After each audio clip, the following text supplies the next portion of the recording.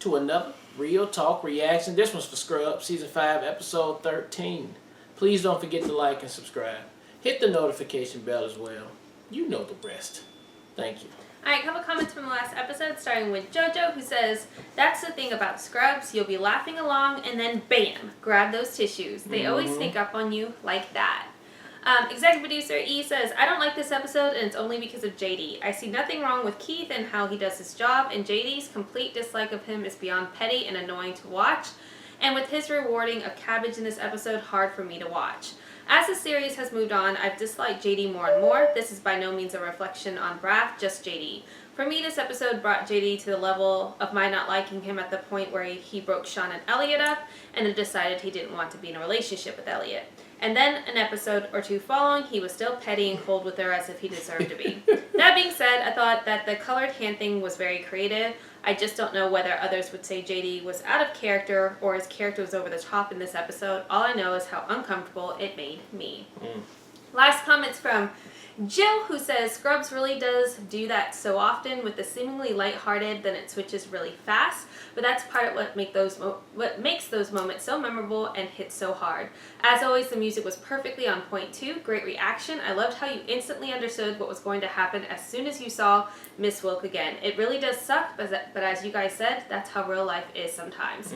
Thanks so much for all you do. Looking forward to the next one." Thanks, Jill. Yeah. Thanks for the comments, guys. Let's jump into the next one right now.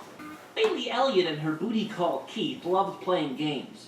Tonight was the orchard owner and the Mexican apple thief. Confess, Manuel! Confess that you stole these apples. I was at the dance with the other pickers. Liar! Frankly, the whole thing disgusted me. You saw him do it, didn't you, Paco? Mostly because they never let me speak. He hid them in his pantalones. He loves these apples. He makes apples pie and apple juice with them. Paco, you can't talk because you lost your tongue in that cider press accident, remember? Now back to the Pickers bunkhouse! I hate the people's bunkhouse. And I hate Keith. Which begs the question, why do I insist on being a part of their foreplay? I guess I needed a distraction, because last week we all thought Mrs. Wilk was going home. But she got an infection, and despite our best efforts, she was now going to die. To make her happy, we decided to take her to the beach. I'm gonna miss the feel of sand between my toes. That's so like... Still, she was sick, Like, that so we was couldn't it. go far. I'm going to bury you. Shut up and move the sombrero, Leon Franklin. Thought we had more sand. You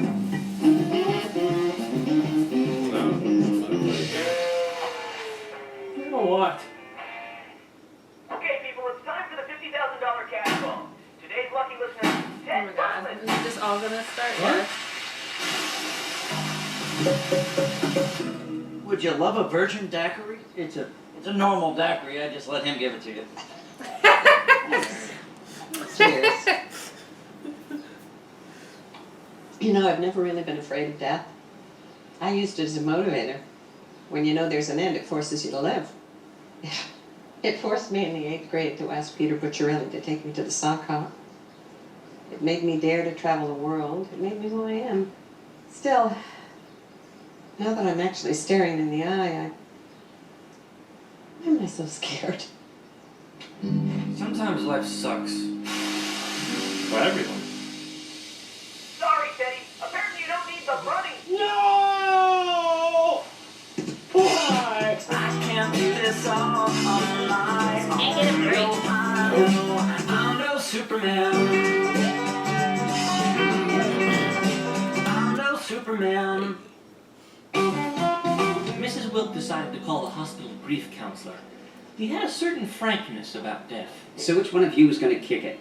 Now, don't tell me, I want to guess. I'm thinking it's either you or you. Now, you, because you're hooked up to a bunch of machines, or you... Yeah, Well, you just have that look of someone who's going to die young.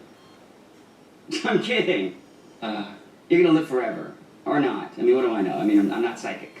We did not like him. I think he's funny. She's hilarious. Mrs. Wilk, I'm Dr. Hedrick. Now, it sounds cliche, but you're going to go through what we call the 5 stages of grief, which are denial, anger, bargaining, depression, and finally acceptance. Now, I assume that you two have already entered into a conversation with Mrs. Wilk about what the process of dying is going to be like. We were doing it right before you came in. Oh, well, I'm sorry. Then please continue. All right, we will. The quickest way to my house is to take Elm. He needs to hit up Soapy Whips, babe. Mm-hmm. Oh, wait. Oh, I'm sorry, am I looking at your dad too much? His eyes penetrate my soul. No. I just want to tell you how beautiful you look right now. That is so sweet.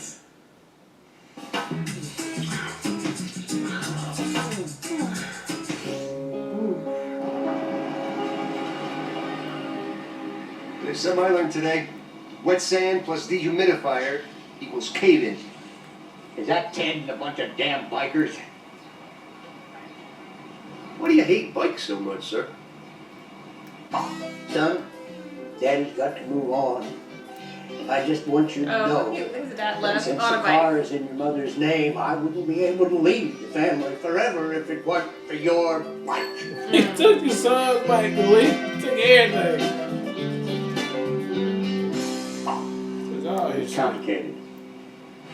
Get off the road!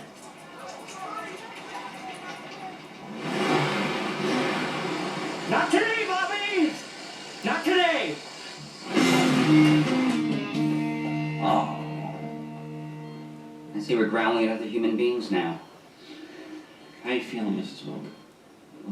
Not great. I'm cold. She's been getting weaker. In a hospital, you spend most of your time just trying to hold on. Whether it's holding on to your perception of a relationship. Hey, that was fun last night. I'm glad you got my message. I didn't get any message. Oh. Elliot, if he didn't get your message, that means he called you for sex and you went over and gave it to him. You're his booty call now. Or just trying to hold on to the handlebars of your custom bicycle. Don't worry, Teddy. He'll turn. Why'd you leave me, Daddy? Wow.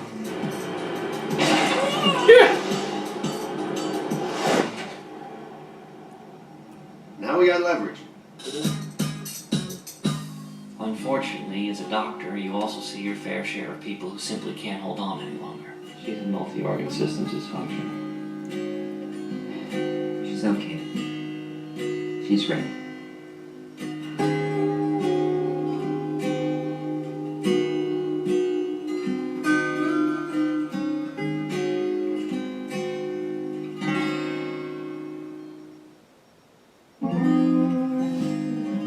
Mrs. Wilk didn't have much time, so either Dr. Cox or I had to notify her next of kin. As physicians, we knew just how to decide who should do it. First one to drop tells her. We're showing her, Debbie. I was not, but hopefully the duct tape I used to connect my prosthetic arms was. Ow. He wasn't even holding on. Oh, why are we still doing this? I've seen people in Mrs. Wilk's shape turn it around, right? She could totally turn it around. Denial. Yeah, it's not uncommon for people close to the patient to also go through the 5 stages of grief. It's not denial. She could rally. Yeah, totally rally. Oh, yeah. I mean, look at her. I mean, she should be in a vitamin commercial. How would you like to be in a broken jaw commercial? God help me. I don't care if it does give me cancer. I just love this fake sugar. If he keeps ignoring my threats, The good news is it looks like he has a soft face. Are you done with my arms? Coming to you, Mr. Johnson. So I was Keith's booty call last night. Whatever, I'll blow over. That's not good enough, Elliot. By letting Keith get the upper hand, you've given Turk ideas. Look at him. Baby, Why is he gonna cave? I know you hate my cool walking stick, but I gotta be my own man. It's catching on. Yeah. Okay, Teddy. I got this baby flowing now. I don't know if that's good. You should sue Kelso. You have a serious tort on your hands. Tort? Civil case. From the French avoir tort. Did you go to law school? No. I was Ruth Bader Ginsburg's janitor for a while. Ruth Bader who? Hey, there's my guy. Listen, I just came up to apologize for that little fender bender out there. So, Would 2 floor seats to the WNBA All-Star Game just make all this go away, huh? Absolutely. Ted is going to be wanting a little bit more than that, I'm afraid. I am? I am. Dr. Cox and I decided to give Hedrick a piece of our mind. Unfortunately, I had lost front seat privileges. Yeah, you're right. Still a little sticky. Not yet ready for passengers. All right, Lester, we're having this out right here, right now. Oh, for the love of God, what is this? Some pansy get in touch with my feelings because my buddy didn't love me group? Yeah, is that what it is? Actually, this is a support group for the terminally ill. Oh, we should probably go. No, please, continue. Stop bugging us. I find your particular brand of psychobabble about as useful and about as effective as fairy dust. He's actually helped me quite a lot. Oh. Good. Yeah, maybe what do you got? That guy looks fantastic. What do you think he's dying of? A case of the handsomes? You know what? The hell with you, Hedrick. Group, can you tell me what stage of grief Dr. Cox here is going through? Anger. Yes. You don't want to see me angry! Nor do you want to see I angry.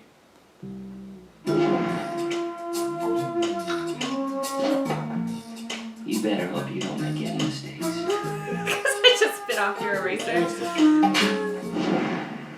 It's awful.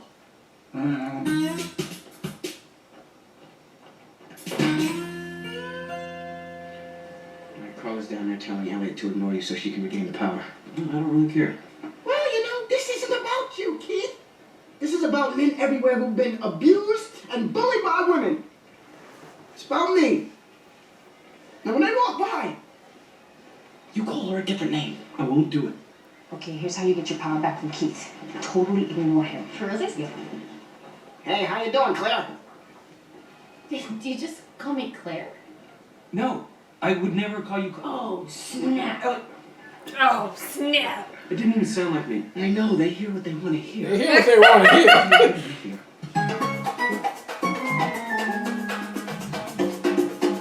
I'll tell you what. I'd do anything if it meant you'd pull through this. Too. Hey, that sounds like bargaining. That's the 3rd stage. Oh, and by the way, I wasn't just hiding down there so I could pop up and say that. I was plugging in my iPod. Oh. Hang on. We weren't the only ones at the bargaining stage.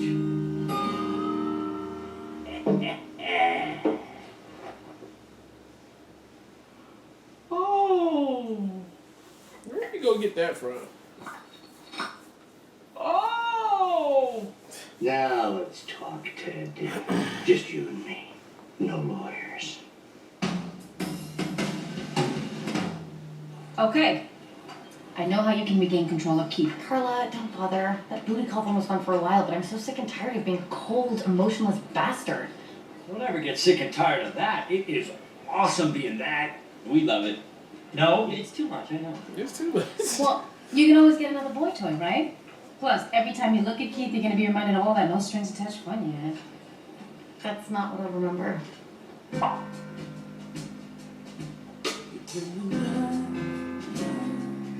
I just want to tell you how beautiful you look right now. That is so sweet.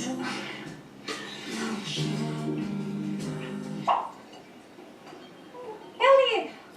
You like him. And that was the moment it got real for Elliot. Those 2 moments. In this one episode. Yeah.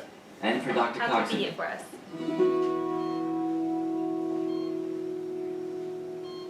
Should be in a minute now. We'd been there before when someone died.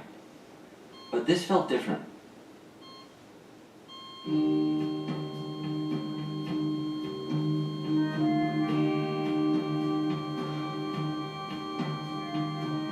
She's gone. We were definitely in the depression stage. And bless Hedrick, he didn't say it. All he said was, He was lucky to add you to his doctors. letting go is never easy. Whether it's letting go of the leverage you had over your boss. Sir, I would like the word maintenance on my unit written out in tiny light bulbs. That way, when I'm on a break, I I can turn it off, like a text. Your friend settled, it's over. I got 7 Sunday afternoons off a year. Yay! Or letting go of your old booty call and making him your boyfriend. Hey, can we go for dinner tonight? And I mean at 7, not midnight. Love that. But there's nothing more difficult than letting go of someone you care about. She's a great old gal. She was. Hey! Acceptance! Damn! Damn. Kelso. Boy. Sometimes you just gotta love Kelso.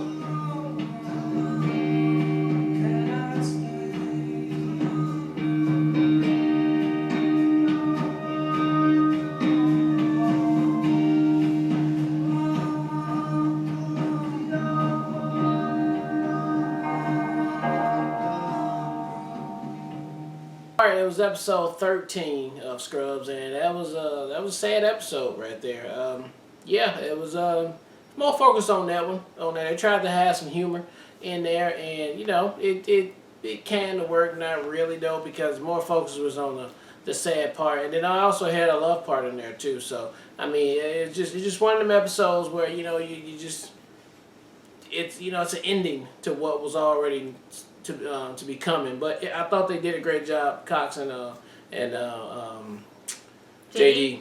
So and the co-star too. I mean the guest star. So I thought that all worked out for me, and sad to see her go. So, but yeah, that was a somber episode.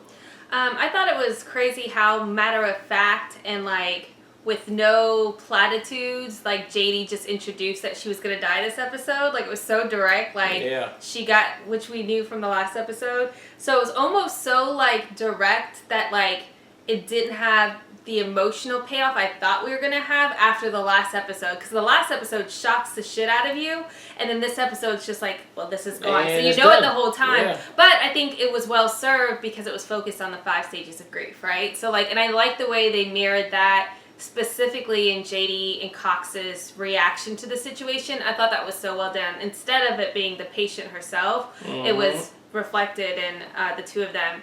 I did like Turk as far as trying to keep his control in reference to the situation that was going on. I thought that was the funniest part of the whole episode. And when he like called Elliot Claire, I thought that was just very clever, and that was just a good moment from a humorous standpoint. But it's interesting now to see that Elliot's going to potentially be in a relationship again with Keith. We'll have to see how that plays out. None of these seem long-lived outside of Turk and what's her name? Anyway, that relationship. But all in all, I thought, to your point, it was a very somber episode, but I liked the way they used the 5 stages of grief to flow through this episode. So I thought that was well done. Looking forward to the next one. All right, well, look, thank you guys again for watching another Real Talk reaction for Scrubs, Season 5, Episode 13. And until next time.